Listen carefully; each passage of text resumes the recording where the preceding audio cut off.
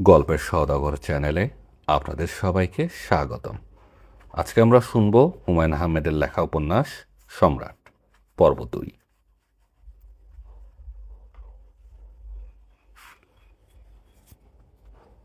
আমি সুন্দরী তোমাকে কে বলেছে? আমার কাছে পৃথিবীর সব মেয়েকেই সুন্দরী মনে হয়। সবাইকে মনে হয় হেলেন অফ ট্রয়। তুমি এত মজার কথা কেন বলো? আমি মানুষটি মোটেও মজার নই, সেজন্যই বোধ হয়। আচ্ছা শোনো, আমি কি কখনো তোমাকে নিয়ে বাইরে খেতে টেতে গিয়েছি? লিজা ব্রাউন অবাক হয়ে বলল, আপনার মনে নেই? না। তার মানে আপনি অসংখ্য মেয়েকে নিয়ে ডেটিংয়ে গেছেন? ফকনার কিছু বলল না।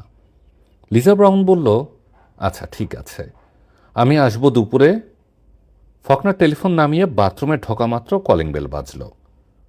কলিং বেলের শব্দ থেকে যে এসেছে তার সম্বন্ধে একটা ধারণা পাওয়া যায়। যেমন অল্প বয়সী মেয়েরা খুব ঘন ঘন বেল বাজাবে, বৃদ্ধরা দীর্ঘ সময় পর্যন্ত বেল ধরে অপেক্ষা করতে থাকবে, সেই সঙ্গে কড়া নাড়বে। কিন্তু এখন যে বাজাচ্ছে তার সম্পর্কে কোনো ধারণা করা যাচ্ছে না। ফকনার দরজা খুলল। নীল স্যুট পরা লম্বা একজন মানুষ দাঁড়িয়ে আছে, হাতে বীমা কোম্পানির এজেন্টের মতো ছিমছাম একটা ব্রিফকেস। লোকটি মেয়েলি গলায় বলল, ভেতরে আসতে পারি? আসুন।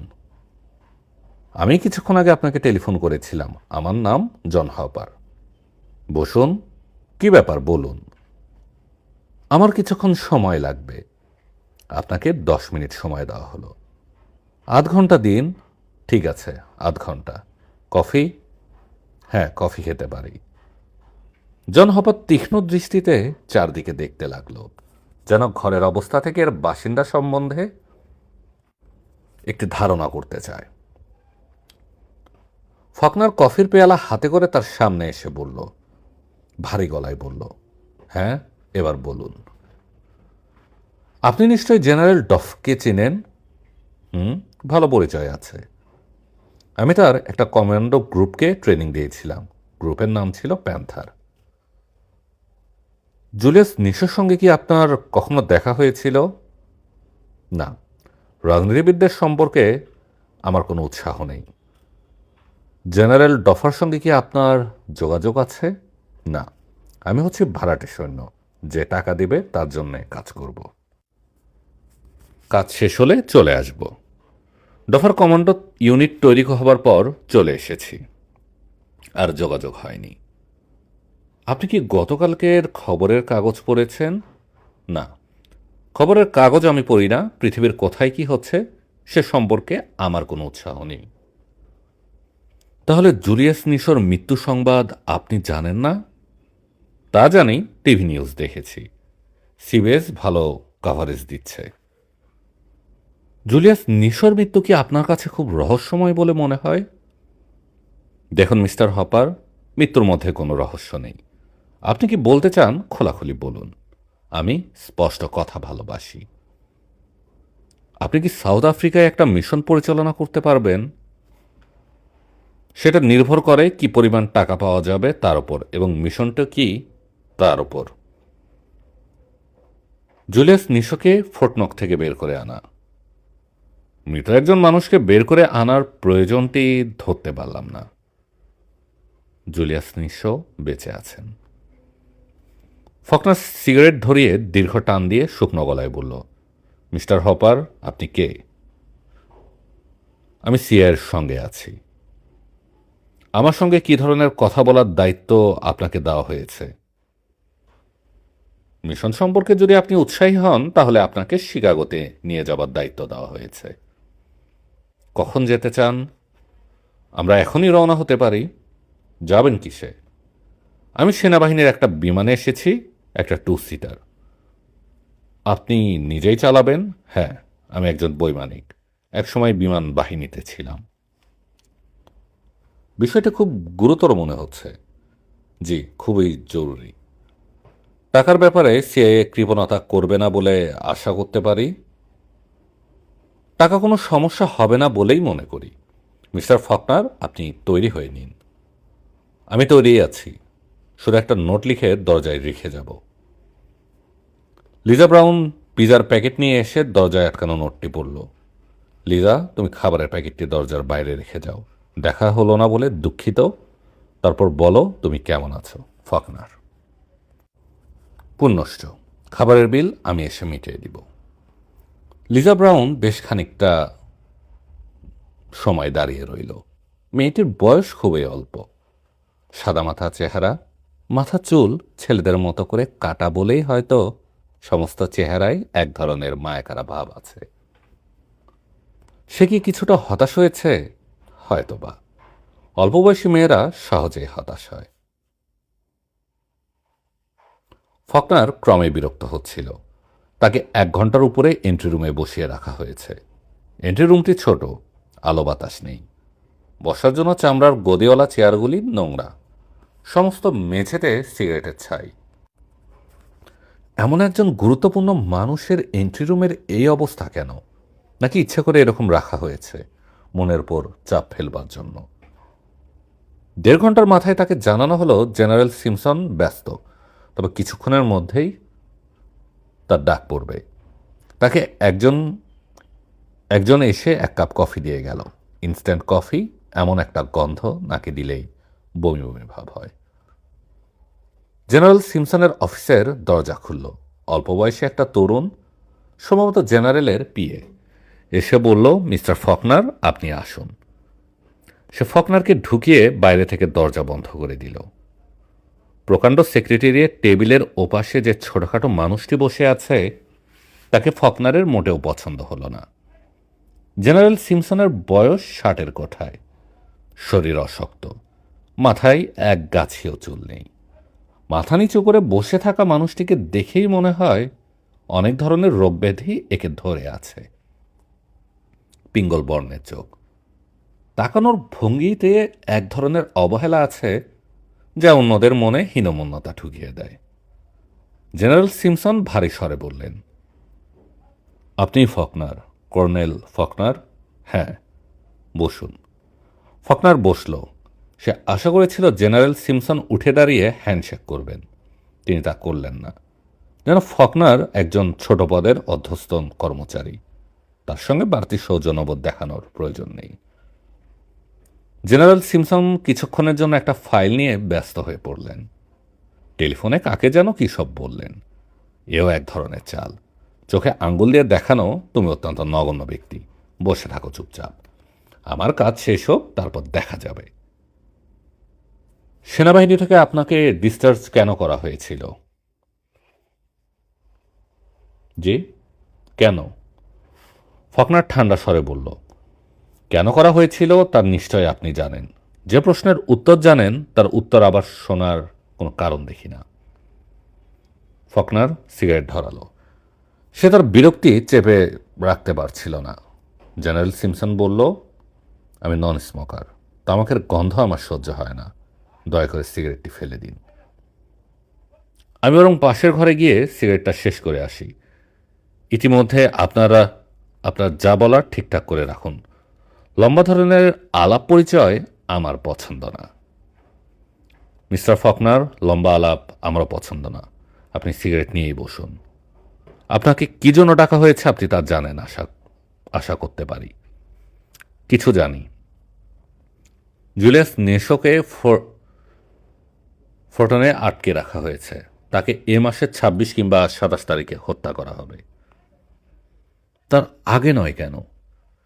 এ মাস হচ্ছে জেনারেল ডোফোর জন্মমাস। জন্মমাসে আফ্রিকানরা হত্যার মতো বড় অপরাধ করে না। ওদের অনেক রকম কুসংস্কার আছে।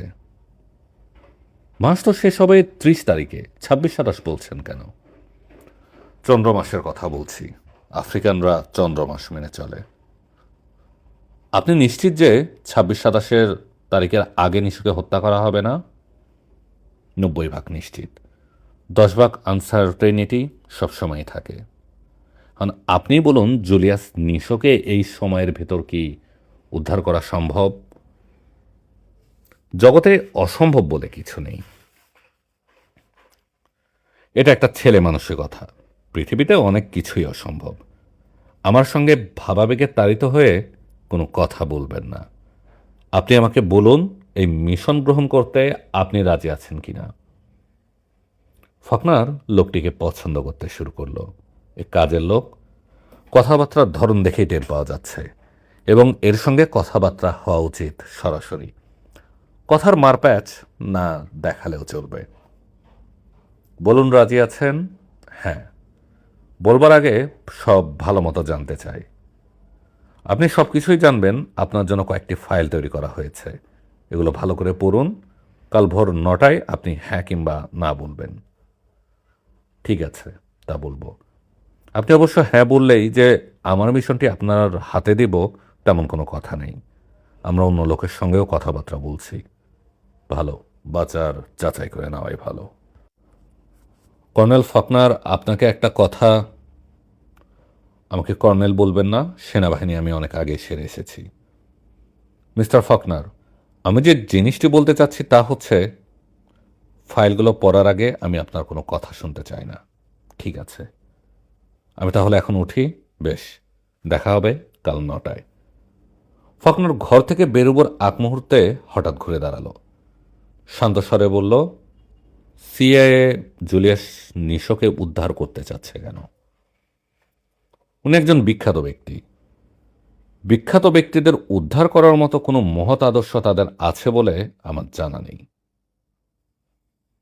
আমরা জেনারেল ডফার পতন দেখতে চাই। মোরান্ডার সঙ্গে আমাদের সুসম্পর্কের প্রয়োজন আছে। কি প্রয়োজন আছে? মোরান্ডায় কপারের এবং মলিবডিনামের খুন আছে। পৃথিবীর বেশিরভাগ মলিবডিনাম আসে মোরান্ডা থেকে। আমরা চাই না মলিবডিনাম আমাদের হাতছাড়া হয়ে অন্য ব্লকে চলে যাক। আপনার ধারণা জুলিয়াস নিশো ক্ষমতায় থাকলে মলিবডিনাম বা কপার ভিন্ন ব্লকে যাবে না? সম্ভবত না। যদি যায় তাহলে তাকেও সরানো হবে। কাউকে সরানো তেমন কঠিন কিছু না। ফকনার তাকিয়ে রইল। তার বেশ মজা লাগছে। একটি সিগারেট ধরাবার ইচ্ছে হচ্ছে, কিন্তু ঠিক ভরসা হচ্ছে না। এবার হয়তো সে চেঁচিয়ে উঠবে। সাধারণত আমরা কাটা দিয়ে কাটা তুলি, এক্ষেত্রে তা সম্ভব হচ্ছে না, কারণ জেনারেল ডফার সেনাবাহিনী তার খুবই অনুরক্ত, যে কারণে নিতান্ত অনিচ্ছায় আমাদের বাইরের সাহায্য নিতে হচ্ছে। ভালো কি মন্দ সেটা আপনার দেখার কথা নয়। আপনি দেখবেন আপনাকে যথেষ্ট টাকা দেওয়া হচ্ছে কিনা। তাও ঠিক। আমি কি এখন যেতে পারি? পারেন। এন্ট্রি রুমে অপেক্ষা করুন, আপনাকে ফাইলপত্র দেওয়া হবে। Good day mister Faulkner. Good day. General Simpson non smoker. সিগারেটের গন্ধ তার সহ্য হয় না, কথাটি ঠিক নয়। ফকনার চলে যাওয়ার পরপরই তিনি একটা চুরুট ধরালেন। তার হাতে লাল মলাটের একটা ফাইল। ফকনার উপর সিক্রেট সার্ভিস এর তৈরি একটা গোপন রিপোর্ট। লাল মলাটের ফাইলের অর্থ হচ্ছে এ একজন অত্যন্ত বিপজ্জনক ব্যক্তি এবং সিক্রেট সার্ভিস তার উপর সার্বক্ষণিক নজর রাখছে। জেনারেল সিমসন চশমার কাচ পরিষ্কার করলেন এবং গভীর মনোযোগের সঙ্গে পড়তে শুরু করলেন। এস ফকনার জুনিয়র, জন্ম 13 November 1930, Saint Joseph Hospital, Fargo, North Dakota. বাবা মার সর্বকনিষ্ঠ সন্তান। এস ফকনার আত্মীয় স্বজন সম্পর্কিত খবরাখবর ফাইল নং কগ 302/311। ব্লাড গ্রুপ ও পজিটিভ, RH পজিটিভ।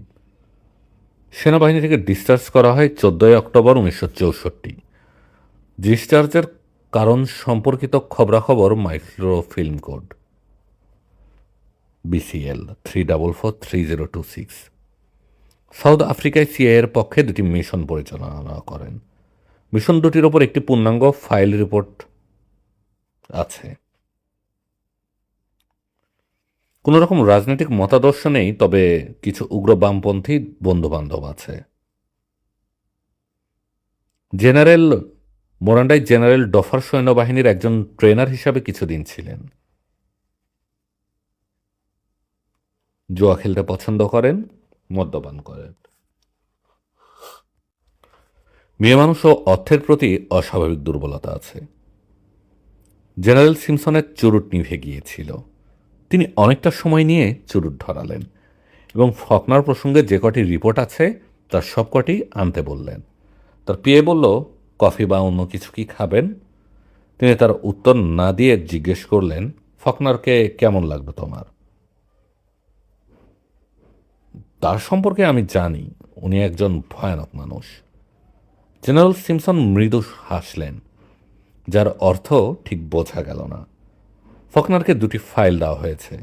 ফাইল দুটি যে নিয়ে এসেছে তার বয়স খুবই অল্প। লাজুক স্বভাবের একজন। সে বলল, আপনি যদি চান আমি আপনার সঙ্গে থাকতে পারি। কেন?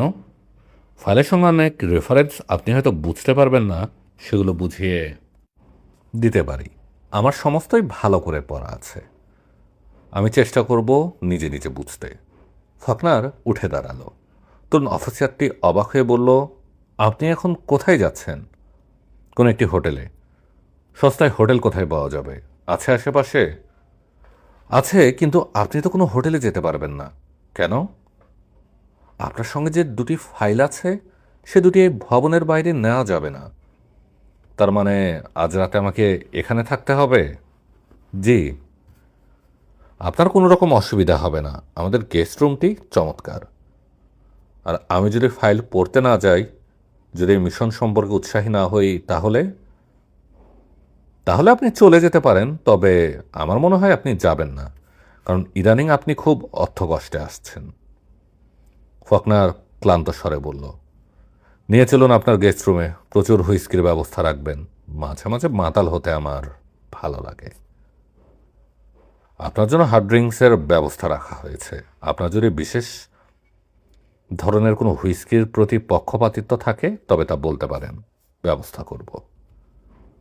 কারোর প্রতি আমার কোনো পক্ষপাতিত্ব নেই। পৃথিবীর সমস্ত মদ এবং সমস্ত নারী আমার কাছে এক ধরনের মনে হয়। জুলিয়াস নিশোর ঘুম ভাঙল ভোর 5টায়। তিনি অবশ্য তা বুঝতে পারলেন না, তার ঘড়িটি নষ্ট হয়ে গেছে। ঘড়ি ছাড়া এখানে সময় বোঝার অন্য কোনো উপায় নেই। মাথার উপরে ছোট্ট একটা ভেন্টিলেটর আছে, সেখান থেকে তেমন কোনো আলো আসে না। এলেও তা ধরা যায় না, কারণ ঘরে দিনরাত্রি 200 পাওয়ারের একটা বাতি জ্বলে। তিনি বাতিটি দিনের বেলা নিভিয়ে দেবার জন্য মাকে বলেছিলেন। মা বিনীত ভঙ্গিতে বলেছেন, কাল থেকে রাত্রিবেলায় জ্বলবে না, কিন্তু ঠিকই জ্বলছে। একই অনুরোধ দ্বিতীয়বার তার করতে ইচ্ছে করেনি। মাকে তিনি ঠিক বুঝতে পারছেন না। তিনি যা বলেন সে তাতেই সঙ্গে সঙ্গে রাজি হয়, কিন্তু রাজি হওয়া পর্যন্তই। একটা ঘড়ির কথা বলেছিলেন, মামার সঙ্গে সঙ্গে বলেছিলেন কাল আসার সময় নিয়ে আসব। তিনি বলেছিলেন আজ দেওয়া যায় না। ঠিক আছে স্যার, নিয়ে আসছি, 1 ঘন্টার মধ্যে আসব। তিনি অপেক্ষা করেছেন, সে আসেনি। মানুষ পশু নয়, তার চরিত্র এমন হবে কেন? ঘড়ি সে দিবে না, এটি স্পষ্ট করে প্রথমবার কি বলে দেওয়া যেত না? জুলিয়াস নিশো ছোট্ট একটা নিঃশ্বাস ফেললেন। এখন ঠান্ডা লাগছে। সূর্য উপরে ওঠার সঙ্গে সঙ্গে তাপ বাড়তে থাকবে, বাতাস থাকবে না, অসহনীয় উত্তাপ। তারপর রাতের বেলা আবার শীত নামতে শুরু করবে, সেই শীত অসহনীয়। আসলে বয়স হয়েছে, এ বয়সে শরীর অশক্ত হয়ে পড়ে। সামান্য শীতেও শরীরের হাড়ে গিয়ে বিধে। নিশো বিছানা থেকে নামলেন।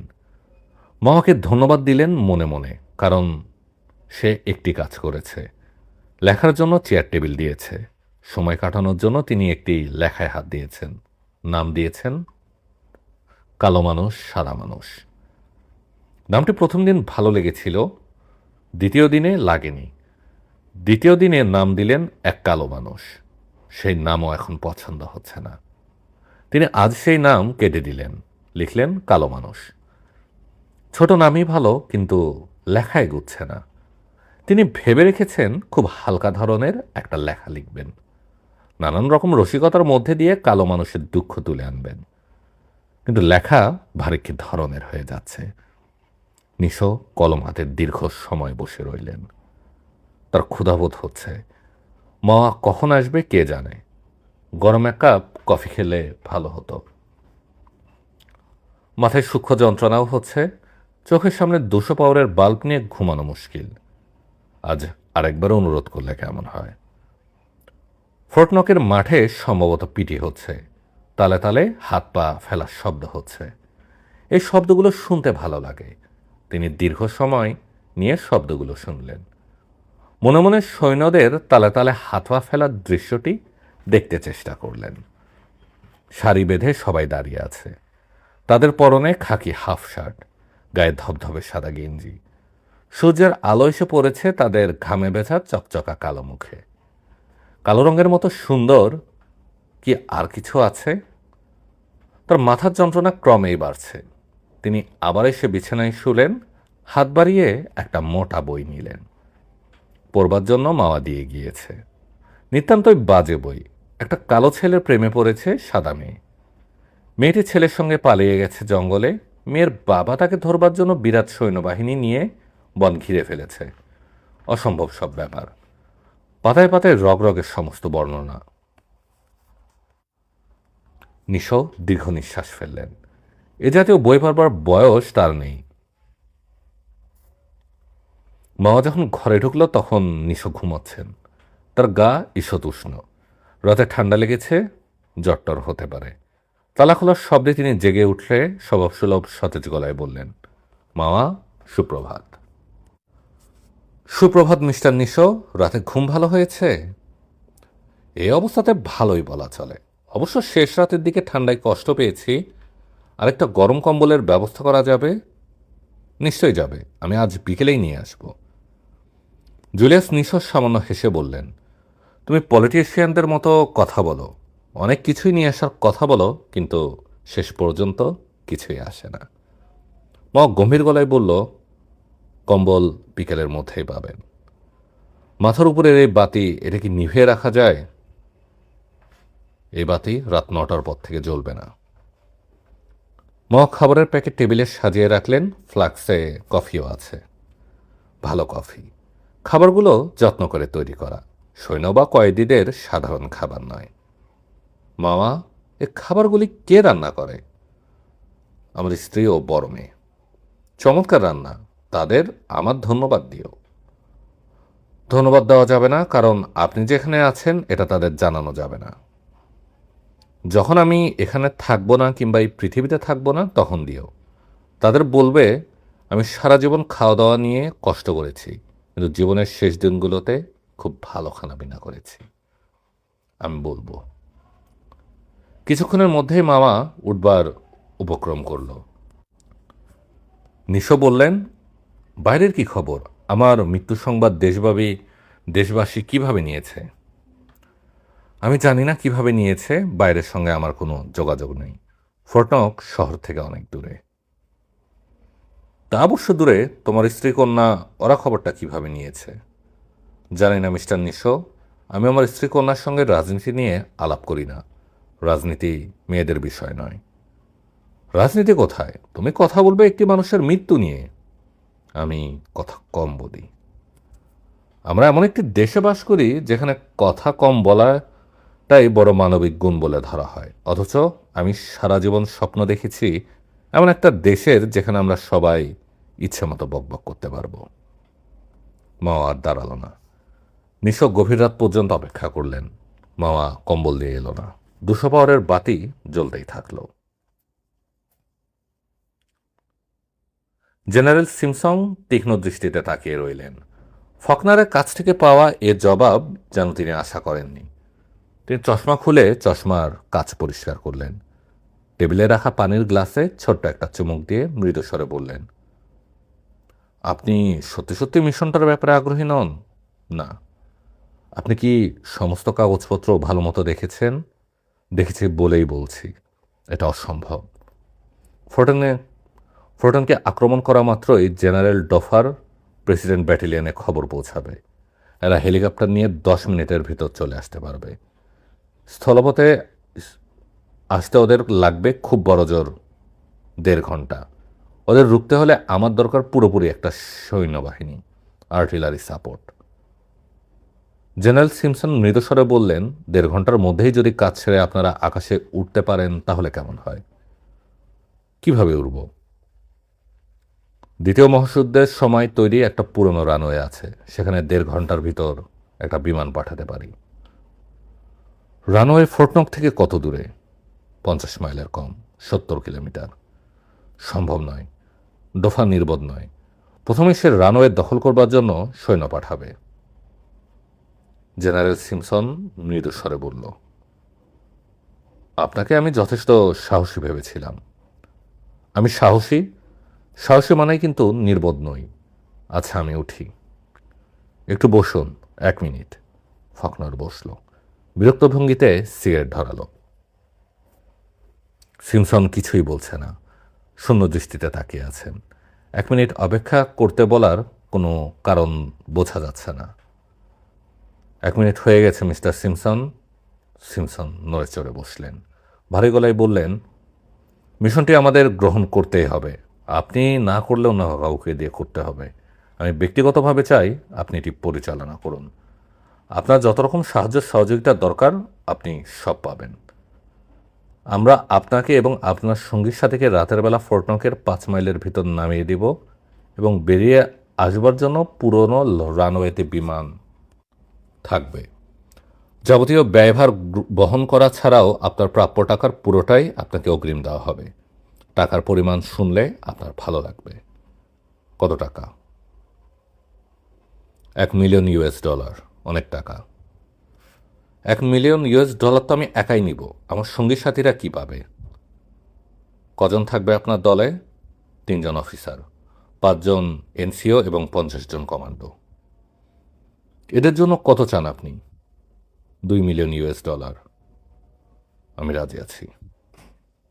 আমি যে 3 জন অফিসার নিব তাদের একজনের নাম জনাথন, অ্যান্ড্রু জনাথন। সে শিকাগোতে আত্মগোপন করে আছে। আপনারা তাকে খুঁজে বের করবেন এবং আমার কাছে পৌঁছে দিবেন। সিমসন তাকিয়ে রইলেন, কিছু বললেন না। আমার দ্বিতীয় অফিসার ইয়োটার জেলে বন্দি, তাকেও আমার কাছে পৌঁছে দিবেন। তা কি করে সম্ভব? একজন কয়েদিকে বের করে আপনার সঙ্গে দেওয়া চলে না। আপনি অদ্ভুত কথা বলছেন। আমি আমার শর্তগুলোর কথা বলছি। তৃতীয় শর্ত হচ্ছে, আমার দলের ট্রেনিংয়ের জন্য প্রথম শ্রেণীর সুযোগ সুবিধা আছে এমন একটা জায়গা দরকার। গামাল হাসিম নামে আর একজন ব্যবসায়ী আমার প্রয়োজন, এবং আপনার সব প্রয়োজনের কথাই আমি শুনতে রাজি আছি। কিন্তু সাজাপ্রাপ্ত একজন কয়েদিকে এর জন্য বের করে আনা যায় না। সিআইএ অনেক কিছুই করতে পারে বলে শুনেছি। আপনি ভুল শুনেছেন। মোরান্ডায় আমি আমার দলবল নিয়ে এখনই নামতে পারি, যখন আমি জানবো ওই কয়েদি আমার পাশে আছে। তার নাম কি? Ben Watson. Ben Watson junior? হ্যাঁ। তার সঙ্গে আপনার পরিচয় সূত্র কি? এই প্রশ্ন কি অবান্তর নয় জেনারেল? হ্যাঁ, অবান্তর। একজন কয়েদিকে মিশনে পাঠানো আমেরিকার প্রেসিডেন্টের পক্ষেও সম্ভব নয়। ফকনার উঠে দাঁড়ালো, শীতল স্বরে বলল, আমাকে যেভাবে নিয়ে এসেছেন ঠিক সেইভাবে পৌঁছে দেওয়ার ব্যবস্থা করবেন। এটা আশা করতে পারি? নিশ্চয়ই আশা করতে পারেন। জেনারেল সিমসন বেল টিপলেন এবং যান্ত্রিক স্বরে বললেন, আপনার সহযোগিতার জন্য ধন্যবাদ। আপনাকে বিমানবন্দরে পৌঁছে দেবার ব্যবস্থা করা হচ্ছে। খুবই আশ্চর্যের ব্যাপার, বিদায়ের সময় জেনারেল সিমসন উঠে দাঁড়ালেন এবং দাঁড়িয়ে হাত বাড়িয়ে হ্যান্ডশেক করলেন। কোমল স্বরে বললেন, ভালো থাকবেন মিস্টার ফকনার। প্লেনে ওঠার আগে আগে জেনারেল সিমসনের এডিসি তার হাতে একটা মোটা খাম দিয়ে বলল, জেনারেল আপনাকে দিয়েছেন। কি আছে এর মধ্যে আমি জানি না। জেনারেল বলেছেন কাগজপত্রগুলি মন দিয়ে পড়তে। কাগজপত্র বিশেষ কিছু না, একটি চেক যেখানে টাকার অঙ্ক লেখা নেই এবং 2 লাইনের একটি নোট। আমি বেন ওয়াটসনের ব্যাপারে চেষ্টা করছি।